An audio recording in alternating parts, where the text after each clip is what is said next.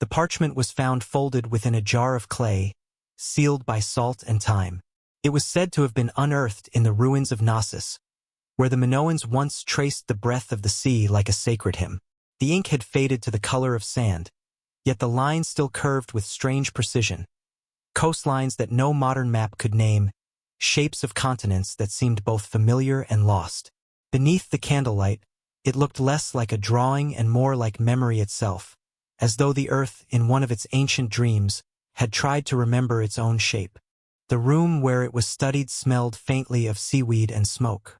A single flame flickered, reflecting in the wavering glass of a window overlooking the harbor of Heraklion.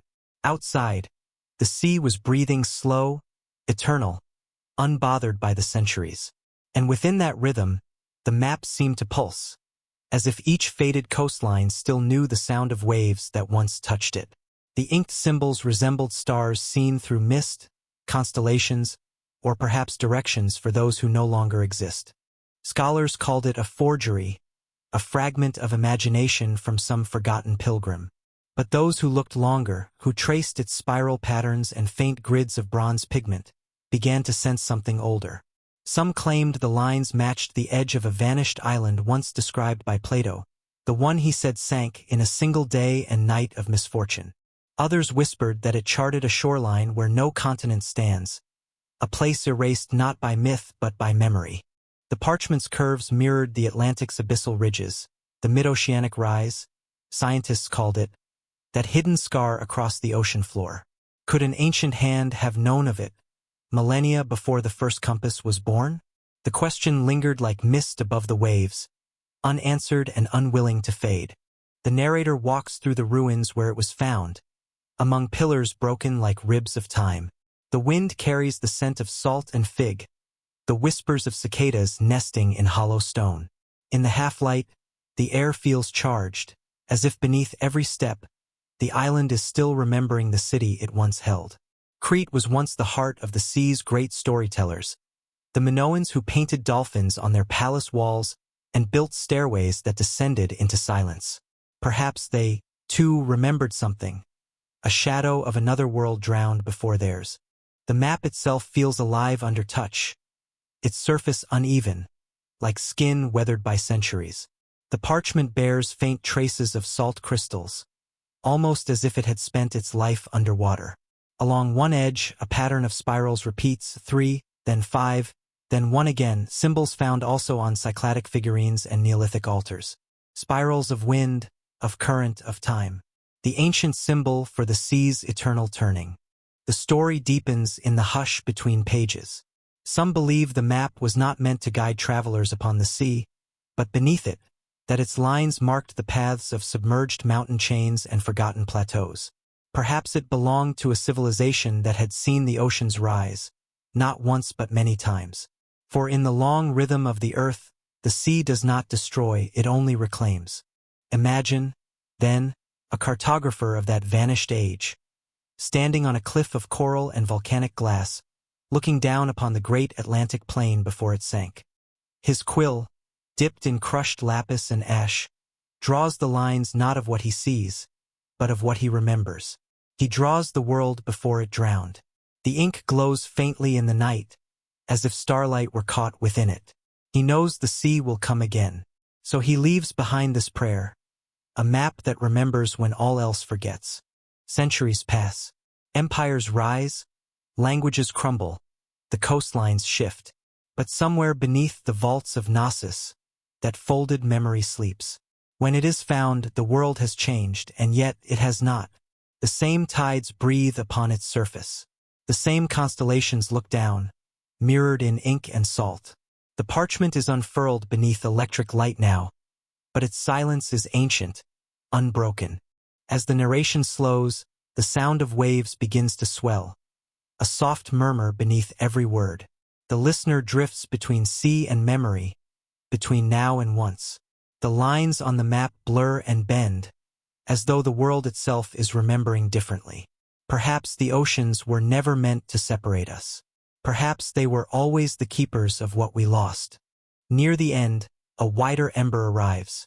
A slow bloom across the sky, green at its edges, brief as a held breath and yet, somehow, long enough to open the heart. It flowers, fades, and leaves a thread that unspools westward, a seam the wind will close. The narrator lowers to a murmur. What falls is not only light. What falls is time remembering the world that waited for it. Dawn does not rush. A seam of pearl loosens the horizon. We ship the oars. The last faint sparks sink where the sun will lift, the sea closing its palm around them the way a dream returns to the sleeper. Perhaps it was never meant to be explained. Perhaps the sky, like us, sometimes needs to touch what reflects it, to know itself more gently. When we finally turn shoreward, the wake behind us is a soft braid of small stars and sleep. And when the final candle burns low, the voice fades to a whisper. The ocean smooths it soon enough. The day will come, full of names. But for now, the world keeps only this. The memory of a night when heaven leaned down, and water remembered how to hold it without harm. The path to the gate winds along a cliff where time grows in shy clusters and the wind smells faintly of lemon and stone. We come at the hour when shadows become soft as fur, when gulls fold their wings and the sea turns the color of an unasked question. The opening reveals itself only when we stop looking for it. A pale arch pressed into the rock, neither door nor window, neither cave nor shrine, a geometry of invitation with nowhere to go. Quartz glitters in the grain like caught frost. Touch it and a small tremor travels along the fingers. Not sound, not heat, just the feeling of a stone that remembers storms. A hand-carved sill lingers at knee height, worn smooth by knees that once bent here. Along the jambs, spirals, constellations, a crescent whose horns cradle 7 tiny dots. Some say the sea forgets, but that is only what we tell ourselves. It remembers everything, the ports that sang, the islands that fell asleep, the names that no longer have tongues to speak them. It remembers us, even when we do not. Pleiades, perhaps, counted the old way. On the lintel, a circle not quite closed, unfinished or unending. The narrator's voice takes the temperature of the place and becomes quiet enough to fit. They came here to learn how to listen to light, not to make it. The gate faces not the sea but the wide air above it, a threshold that opens upon openness, a choice that suggests the builders were courting something more spacious than the horizon. Behind the arch, a shallow chamber slopes inward. The floor holds a vein of crystal as straight as a needle, crossing the threshold at a slight angle, as if measuring an hour that no longer keeps time. When bare feet shift upon it, the quartz answers with a faint hum. Piezoelectric, a scholar might say, smiling at the word the way one smiles at a well-made instrument.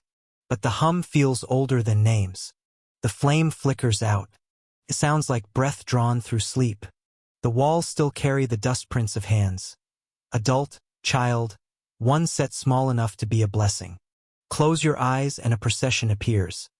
A bowl of water held without ripple, a handful of salt, a twist of saffron left like a sun upon the sill. No smoke stains, no scorch. This was a temple of cool rituals, of quiet sight. Perhaps they traced starlight upon the quartz and watched the line climb, season by season, until the year remembered itself. Perhaps they stood at the threshold and practiced becoming permeable, letting the wind pass through their names without taking the names away. A fragment of song lingers in the hollow. 6 notes, each lower than the last, falling like soft beads into the palm. Humming along, we feel the arch vibrate, a sympathy that turns wall into instrument. Not an echo, an answer. Only the soft breathing of waves remains. Across the islands, chambers from Malta to Crete are known to deepen certain tones, to turn human voices into something more earthen. There is a persuasion in that. A body hears itself as if it were larger, and believes it can hold more light than it thought. We do not step fully inside. The etiquette of holy places is older than language.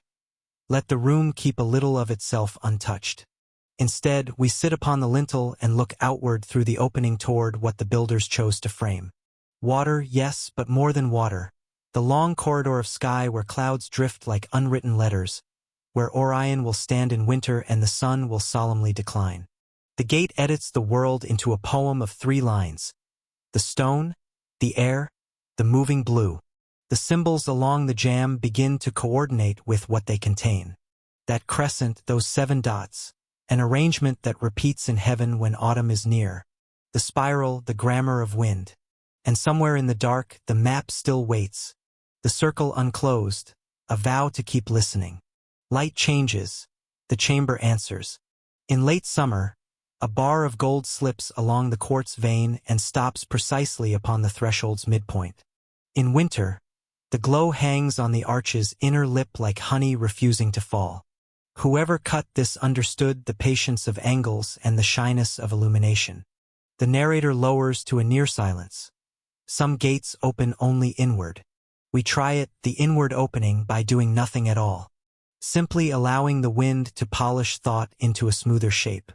The hum lengthens under the breath and then grows still, like a held note deciding it has said enough. There is no revelation, no bright commandment.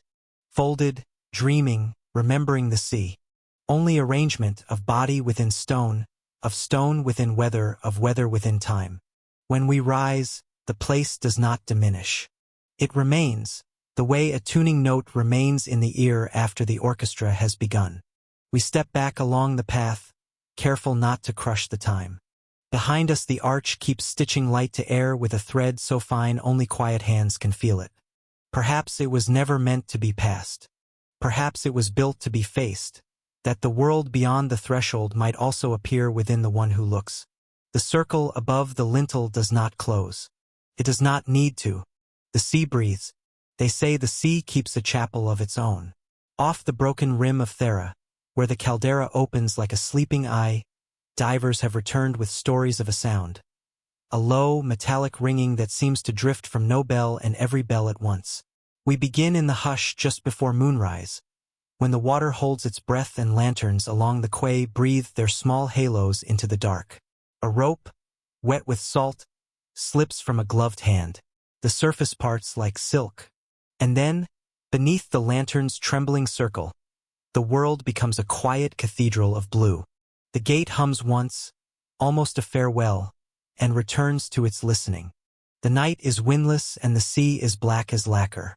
We anchor above faint geometries that the moon cannot find. Streets drawn upon sand, doorways empty as open hands, a stair that leads to a room where water keeps its own counsel. Beneath us sleeps a drowned city whose name has been traded away by centuries. Pavlopetri, say the charts, though others would claim a different coast, a different harbor, a different century of forgetting. All names soften under salt. The shapes endure. We slip into the water. Sound thickens around the bones. The beam from the lantern reveals walls not yet convinced they are ruins. Corners that still prefer right angles. Courtyards holding their breath like cups waiting to be useful again. Fish move as slowly as thoughts about to become dreams. The first echo arrives like a memory. Not loud, not near, but certain. It rolls through the ribs of the diver's tank, through bone and blood, a round note that shivers with age. In the dream-slow voice of the storyteller, we descend beside him, past columns of rising air, past slopes of pumice and ash, past fields of coral that look like frozen smoke. The sea floor here still carries the hush of an old disaster. Around 1600 BCE, the volcano of Santorini, ancient Thera, broke the sky and poured fire into water. Whole towns, frescoed and flower-bright, were sealed beneath the ash. Akrotiri sleeps there still, its rooms preserved in silence, bowls and brushstrokes waiting for a hand that will not return. Then, before the first arch, something arrives in the body rather than the ear. A tone as quiet as dusk, low and steady, as if the sea had found a syllable it loves and decided to keep saying it. The narrator speaks in the key of that tone. They built with music in mind. Across the islands, certain rooms answer certain notes. The hypogea in Malta deepen the human voice until it becomes a river. The domes of small chapels gather whispers and fold them back as blessing. Here, under 15 meters of patience, an avenue aligns with the current in a way that seems deliberate. When the tide turns, water threads the ruins at a pace that teases song from stone. Not melody, humility, a single, faithful pitch. We drift along the street. On the left, colonnades softened by barnacle lace. On the right, a threshold etched with a pattern of swallows and lilies, the same gentle grammar the Minoans used when walls still touched sky. Yet the bells do not belong to Akrotiri. They seem older or perhaps simply more patient. Each tone is a round gate that opens in the mind. Folklore along these islands speaks of a temple that faced the dawn, where priests welcomed light with bronze, chalices and hanging tongues of hammered metal that moved when wind or breath or prayer touched them. When the sea came to claim the island's edge, some say the temple followed, pebble by pebble, pillar by pillar, down the soft slope of the future ocean floor. If those bells were taken by the waves, who rings them now? Even in sleep, the city gestures toward grace. In an open court, amphorae lie on their sides like moons resting, their handles furred with coral, their mouths offering nothing but the softest darkness. When the current leans into the court's arrangement, the tone rises a hand's width and then falls back to its old candle flame of sound. We hear it in the ribs. Stone, water, breath, the simplest choir. Science moves with us, barefooted and kind. Low-frequency waves travel far undersea. Voids and vessels tune them as flutes and jars do in air. A constant current becomes a bow across the strings of walls and lintels. This is enough to account for a hum. But it does not account for what the hum does, how it organizes the heart. Under its slow persuasion, memory arranges itself into a shape that admits more light. We are not improved, we are steadied. The diver's lamp finds a suggestion of form. A lintel half buried in silt, a rectangle of shadow where two stones meet like closed lips. We do not force the scene. We drift. Outcrops of volcanic glass hold tiny constellations of light, reflections of our passing that look like captive stars. A ceramic shard, rimmed with blue pigment, lies like a fallen eyelid. The narrator's voice is a slow tide against the listener's ear. Some truths return only when the heart is quiet. In the earthen hush, the ringing comes again. A single tone, round and sorrow-sweet, as if struck by a current nobody can see. A mural fragment clings to a pillar, two figures holding a lyre between them as if sharing a single breath. The lyre's arms curve like waves seen from a cliff. There was music here before the city learned the long grammar of blue. Festivals where feet called dust into air, songs that sent ships away and welcomed them back, lullabies that taught the smallest lungs the pacing of sleep. When the waters came, did the city lose its voice? Or did it keep singing in another register the living rarely hear? We turn a corner and find a doorway flanked by shells arranged like parentheses. Inside, a bench. Upon it, a small bowl still upright. No silt in its curve. Some gesture, preserved by accident, that refuses to become only absence. There is science here if we want it, soft as an aside. Submerged metal can sing when swayed by moving water. Certain currents pulse like breath, turning ruins into instruments. Low-frequency sounds travel far beneath the surface, voices of whales and stones sharing the same corridor of echo. Perhaps somewhere, there truly is a fragment of bronze catching the slow push of the Aegean, gathering the sea's patience into a sound that remembers. Or, perhaps the bell is only in us, the mind finding music in the turning of the tide. A hand once set this down and meant to return. The tone deepens at this threshold by the width of a sigh. We linger the length of one. When we rise, the surface dissolves the song into wind and the rattle of cleats. But the body carries a remainder the ear cannot name. On the deck, night presses close without weight. The city below has not asked to be rescued, recorded, or declared. It asks only to be allowed to continue, to send its small rung tone through the water like a pulse, not to be heard, but to keep knowing itself. The narrator closes the page without closing the sound. Perhaps the city did not sing to be answered. Perhaps it sang to remember its own breath. The anchor chain sighs. We rise a little, and the caldera's great circle appears as a dark halo around the stars. Above, the wind touches whitewashed walls, wandering past courtyards where fig trees drowse. Below, the bells, if they are bells, hold to their rhythm. Not a summons, not a warning, only a continuation. The faithful once rang the morning into being, it is said. Perhaps the sea now rings the night. Stars reset themselves by inches. And the sea, untroubled by our instruments, hums on. An old note, a long patience, a voice that does not need a mouth. The ship's lamp throws a warm circle on wet planks. In its center lies a stone dark as old wine, veined with threads that draw the eye the way rivers draw birds. A red that is almost gold, a gold that remembers fire. It was raised from a depth where light arrives late and thin, where cold writes its quiet treaty with pressure. Yet the stone is not cold. When touched, it answers with a quiet warmth, as if holding the last embers of a forgotten afternoon. The narrator lets the hand rest upon it, palm a soft cup. They called it a heart long before they called it a sample. On islands where stories keep the weather company, such stones belong to cities that do not consent to be gone. This one, the divers say, came from a fold between seamounts, a place of old volcanoes and young dreams, where vents exhale mineral breath and iron learns the slow music of rust. We surface to air that tastes faintly of pumice and thyme. Water running from the suit becomes a string of beads down to the deck. Far away, a church on the ridge lifts its own bells into the dark, and for one breath-long moment, sea and land speak the same round syllable. The narrator pauses. The lantern's circle narrows. Some voices only echo when we are ready to listen. Geologists murmur about exothermic comforts, about serpentinization and remnant heat, about the way certain lattices hold warmth like a kept vow. The words are gentle and welcome. They do not empty the quiet. They attend it.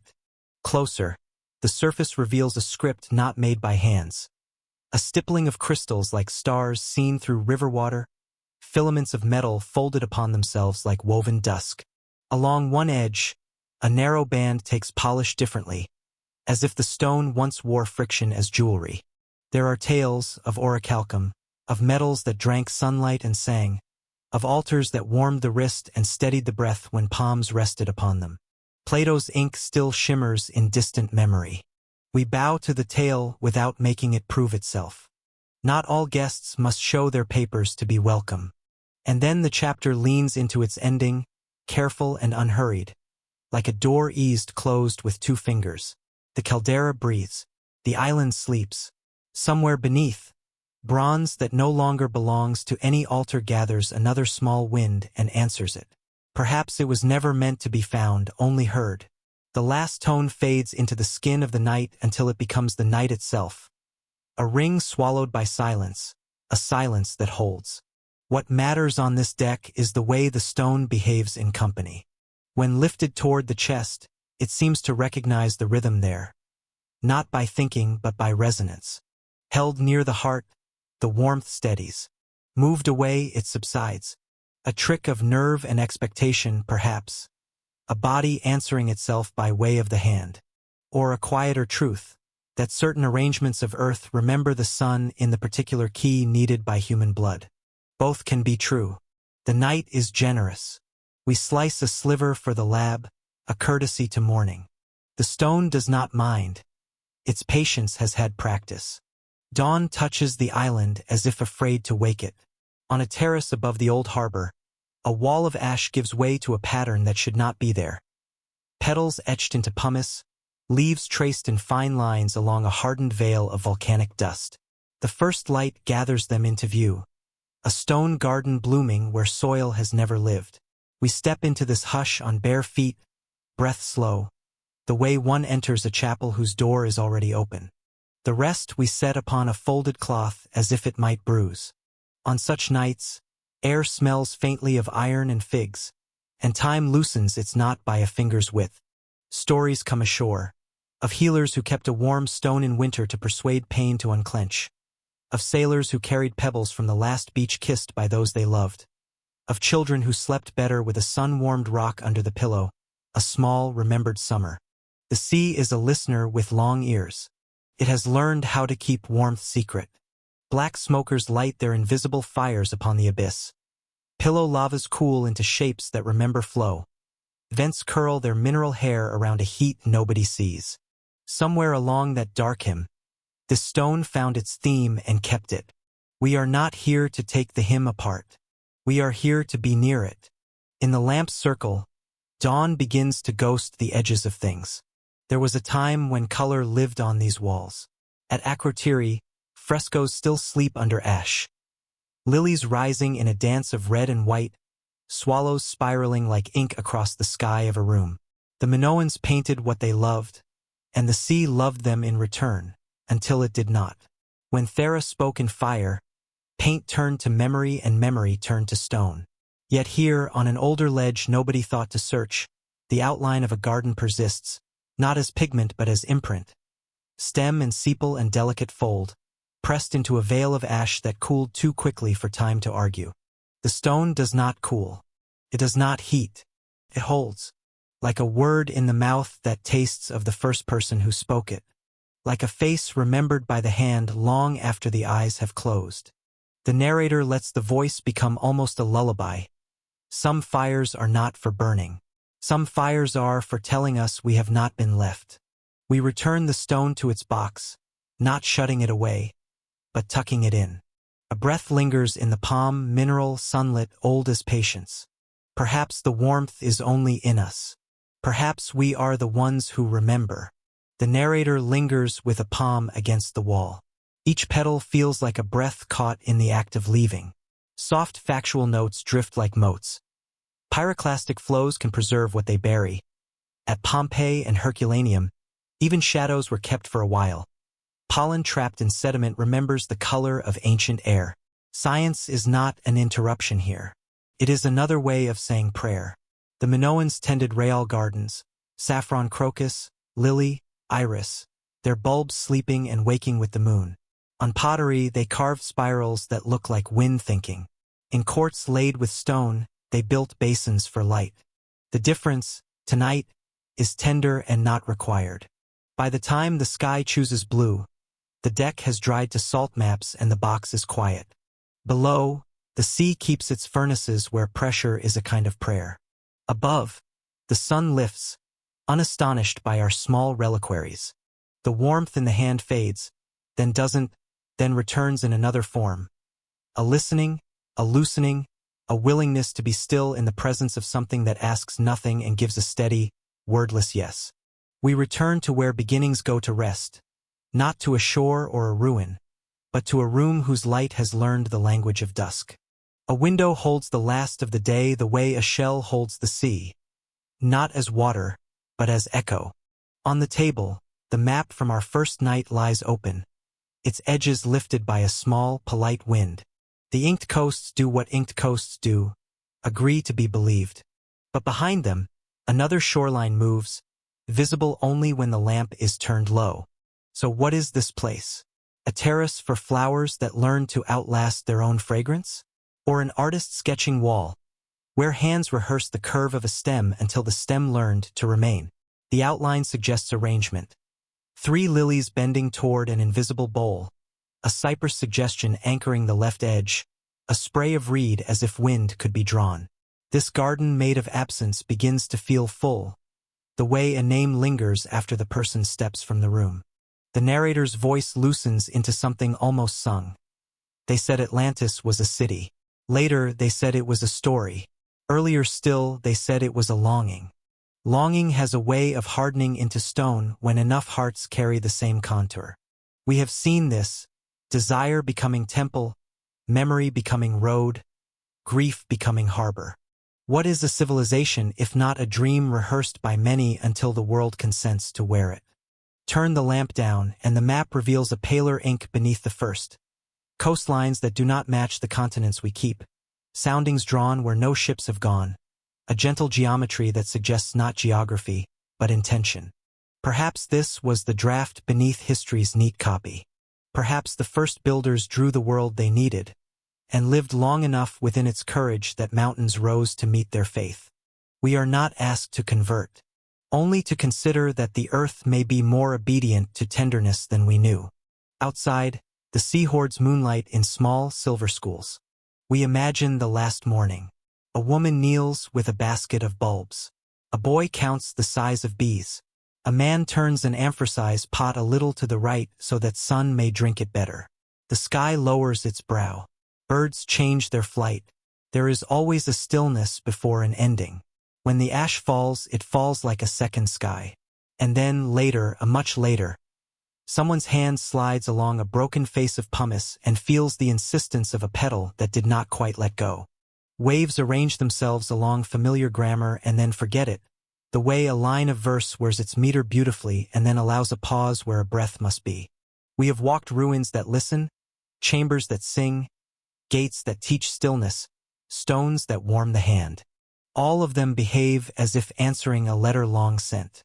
What if the letter was the dream itself, written by minds that knew how to converse with distance, with pressure, with starlight? What if the world is still reading it, aloud, in a voice slow enough for mountains to hear? Factual groundings keep their soft shoes on. Seas rise and fall with ice and fire and tilt. Coastlines learn new names. Islands wake and sleep. Cultures lift and leave their pollen in the strata of time. We find the pollen and we say, here was saffron, here was barley. Here were hands gentle enough to paint swallows in flight. But there are layers no trowel can persuade. Strata of intention, deposits of devotion. These have their own archaeology. The trowel is attention. The wind moves. The terrace gives a small answer like a page settling. In the narrator's voice, the garden opens again. Leaves that drink moonlight, petals that hold traces of saffron dust. A stone bowl that remembers water, though it has been dry for 3,000 years. We are not asked to believe in miracles. We are asked to consider that memory can take forms we do not expect. A scent living on in pollen, a color folded into ash, a petal teaching rock to soften its edge. The brush is breath. A night wind opens the window by a thumb's width. The map lifts and settles, the lower ink breathing like an animal asleep. If we believed in augury, we might say the paper is practicing tide. If we believe in quieter things, we may simply say, the dream still moves. When enough hearts walk a coastline that does not yet exist, the feet learn it. When enough voices sing a city from the same pitch, the stones inherit the tone. This is not command. It is conversation. The world replies to tenderness with geography. We end where endings should, not with a seal but with a soft refusal to decide. Somewhere down the slope, the sea sorts pebbles into phrases and erases them again. The chapter widens to include the ocean's hand. Salt lifting into air, returning as the faintest glaze on carved lines. Mist collecting in the cuff of a leaf that no longer exists. The world speaks to itself in cycles. The garden is one such sentence paused mid-breath. Was Atlantis a city, a story, a longing? Yes is a useful word, and tonight it is gentle. The candle becomes smaller than its own halo. The sea answers the moon 1,000 times and then begins again. Somewhere in the half-slept mind, a gate opens inward. A bowl of black water receives one bright star. A bell rings where there is no bell. A low stone hum warms the hand that never touches it. Perhaps it was never meant to be found. The narrator breathes, barely language now. Perhaps it was meant to be remembered forward. A continent is not only land. It is also the long, patient curve of a thought that many have trusted. We fold the map, not to hide it, but to keep it near the place where the chest becomes a drum. As evening leans toward the terrace, we gather what we have learned. Gently, as one gathers fallen petals. That beauty is a form of patience. That ash can be a book. That the earth, even in its most violent hour, sometimes chooses to spare the shape of a small thing. The last light slides along the etched lilies until they seem to move, the way memories move when eyes grow heavy. Perhaps no gardener will return. Perhaps the garden no longer needs one. The room darkens its way toward mercy. Outside, the tide is arranging sleep along the shore. Inside, the dream does what the best dreams do. It does not end. It becomes quiet. Some voices only echo when we are ready to listen. Tonight, the echo is a coastline, and it keeps its promise by being almost beautifully not yet. And now the tide has turned homeward. 10 stories, 10 quiet awakenings, drift together like islands rediscovering their continent. Each chapter began as a breath of salt or dust, a whisper from places that no longer ask to be found. A map that remembers, a bell that still rings under waves, a garden carved in ash, a temple listening to starlight, a library the sea refused to forget, a sky falling softly into itself, a gate that hums, a city that sings, a stone that keeps the sun, and a dream vast enough to become the world. All of them share one pulse, memory.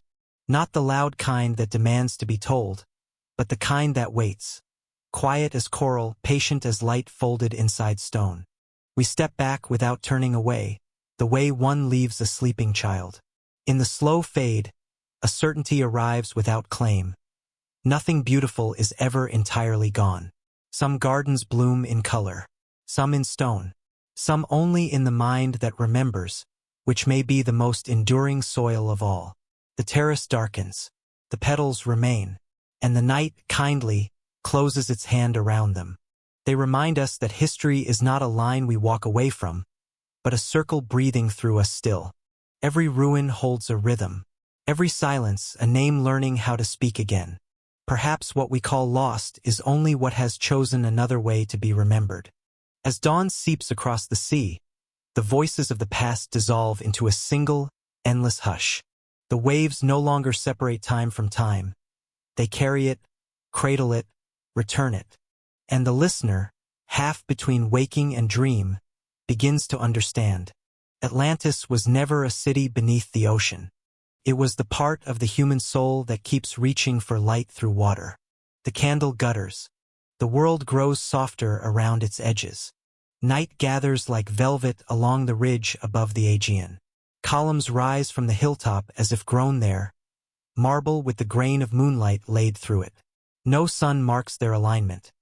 They look not east to dawn, but upward, to a point the eye finds only when it remembers the patient distances of the sky. We arrive in the hour when torches sound like quiet rain and sandals hush on dust. Above, the constellation Lyra clears the horizon. A small harp strung with white fire. The narrator's voice fades to the faint rhythm of a heartbeat, the same that echoed in temples, in bells, in stones. Sleep now, the voice murmurs. The sea remembers for you. The temple is mostly absence now. A fallen arch, a floor of fitted stone that holds warmth long after day has left. But the geometry still speaks. Its long axis does not bend to solstice or equinox. Instead, scholars with star charts have traced its intention to a season when Vega, bright and sure, rises along this line. A silver syllable on the dark tongue of the night. Archaeoastronomy, the gentle word says, the old practice of building with constellations as companions. At places as far-flung as Nabtaplaya and Göbekli Tepe, stone and star have kept each other's counsel. Why not here, on an island where sailors once read heaven like a map?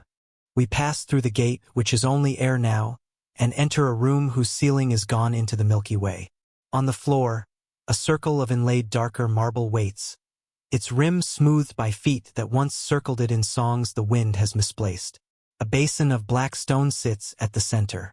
Not large, more like a held breath than a pool. It reflects Lyra as though the sky were leaning down to drink. The narrator's voice arrives with the softness of a hand on water. They called it the listening bowl, perhaps. A place where starlight became a language not for the eye, but for the ear of the heart. We pause by an inscription that time has crumbled into petals of sound. One phrase endures or seems to, when light remembers its path. Was this a house of navigation? A school of priests who taught the young to read the patient grammar of the night? Or a quiet technology we have forgotten? Tuning the mind to the sky's slow harp, finding in Lyra's ascent a door into stillness? The Minoans were sailors with temples. Their frescoes carry dolphins and lilies into the same breath. It does not strain belief to imagine a sanctuary that measured not harvests but harmonies. There are marks on the stones like fingerprints of flame, tiny glassy scars where heat once kissed marble, lightning perhaps, or ritual, or the burning of scrolls when someone wished to silence the past. The narrator will not force an answer. The story moves like smoke, A priest steps into the circle with a bowl in his hands, pours water so quiet it sounds like silk, and waits for Vega to stand where it must. When it does, he lifts his face and listens. Stars, when reflected in water, seem to tremble as if alive. In that trembling, maybe he heard what we have forgotten how to hear, the slow music that keeps the world in its place. Science hums in the background like a well-tuned string. Precession shifts the sky over long spans. Vega was once, and will be again, a pole star. Stone aligns easily with intention when you watch the night for generations. These are not contradictions to wonder. They are the bones of it. The temple becomes a body. Foundation the feet, columns the spine, the basin the listening heart. Above, Lyra breathes. Below, the stone remembers. A wind arrives with the scent of time and salt. We sit on the steps, their edges softened by centuries of use, and let the sky keep speaking. No prayers are required, only attention. Somewhere down the slope, goats ring their small bells.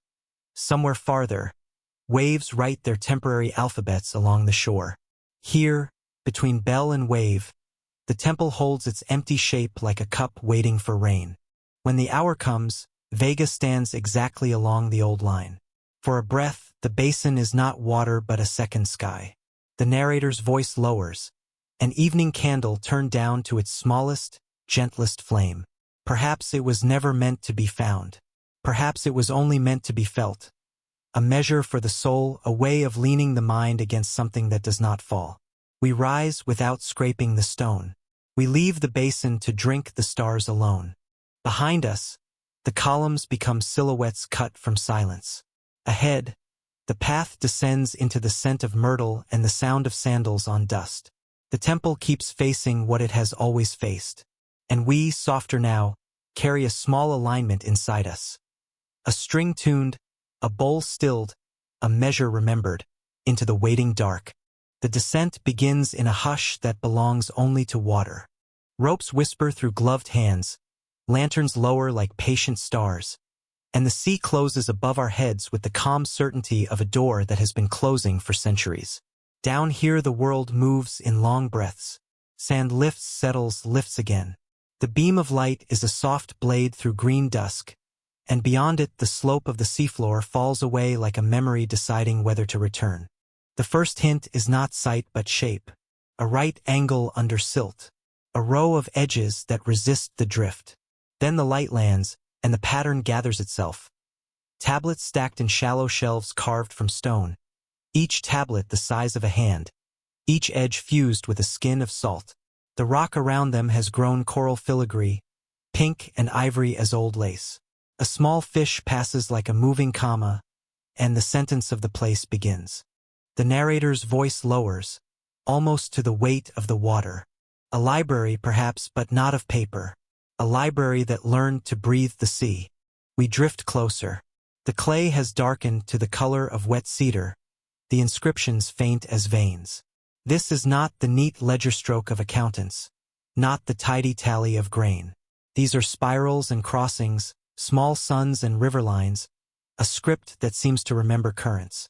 Linear A scholars would say when the tablets reach air, that undeciphered weave the Minoans pressed into clay with reeds and careful thumbs. We have found it on Crete and on the islands round about, in storerooms and shrines, on offering tables smoothed by centuries. But here the writing sleeps with an older patience, sealed by coral and time, feels less like a record than a listening. A diver brushes silt with the back of a glove. The mark beneath is crisp as if pressed yesterday. A ladder of strokes, then a spiral, then a small leaf shape that points toward an absent wind. The sea does not read, yet it has kept the page. Salt crystals have grown like tiny windows across each line, the water breathing in and out of them with the quiet craft of a conservator. Above us the long vault of the surface trembles, as if the ocean itself is whispering the words we cannot yet hear. Soft factual groundings pass by like gentle fish. Clay, once fired, can endure even in salt. Anoxic pockets preserve what air would have undone. Coral can sheath a thing in a living armor. In Herculaneum, papyrus turned to coal yet kept its letters. In Akrotiri, color hid in ash until hands were kind enough to dust it free. The world, when it chooses, is a better archivist than we are. Keeps without reading. Keeps without hunger. We turn a corner of ruin. Here, the shelves are more deliberate. Slots cut into wallstone with the calm invention of those who believe knowledge should rest in order. Above the niches, a frieze. Dolphins, yes, but simplified into song. 3 curves repeated, like waves deciding to be music. Between them, a cup and a star. An offering to the Lady of the Sea, perhaps, the mistress whose name sleeps under so many Minoan roofs. Or a code we no longer know how to be silent enough to hear. The mind tries, as minds do, to make bridges. A storm remembered. A calendar of tides. The ledger of a harbor that counted not coin but safe returns. Perhaps these were prayers written for water to carry. Clay kisses for a goddess whose temple wore the horizon like a crown. We will not force it. The chapter asks us only to float and listen. A tablet lies partly freed of silt, its surface feathered with tiny worm tunnels like a script upon the script. The diver steadies it with 2 fingers, the way one touches the shoulder of someone waking from a dream. On its face, 3 concentric rings encircle a small square, a harbor scene from the heaven of a gull, or the world seen from the center of a heart. It is beautiful in the way a breath is beautiful when the room is quiet. The light lingers. The meaning does not hurry. We imagine the room before it learned to wear water. Hands at a long table, a bowl of reed pens, a child asked to wait while the grown ones press the signs in proper order. Outside, the sea lifts and lowers boats like a mother rocking.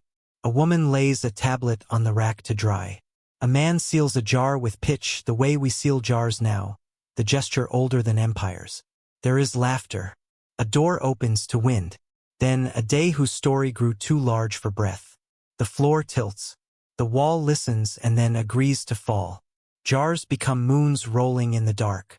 And over years, which are also moments, the room learns how to be a reef.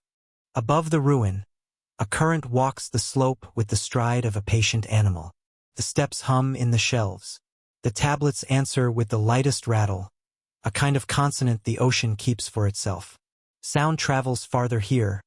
Whale song and stone song share the same long corridor. It is not hard to believe this place was built to join that corridor, to let the city's voice travel where feet cannot. Writing that is also tide. Tide that is also prayer. When the divers rise, they leave the shelves undisturbed. A camera blinks red once, then sleeps. Silt resettles with the grace of snow.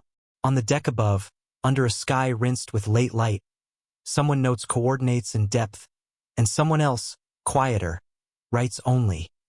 The sea is teaching us how to keep a secret without losing it. The narrator's final words arrive like a hand closing a book without waking the one who fell asleep reading. Perhaps the sea did not swallow the library at all. Perhaps it adopted it. To keep a language no longer spoken. To hold a patience we have not yet learned. To let the pages turn at the speed of a tide. Night gathers. The surface becomes a mirror no lamp can finish. Below, the shelves wait inside their coral sleeves. The letters wait inside their salt windows. And somewhere in that slow cathedral, a meaning turns over in its sleep. Not ready, not lost. Only resting until the world remembers how to listen.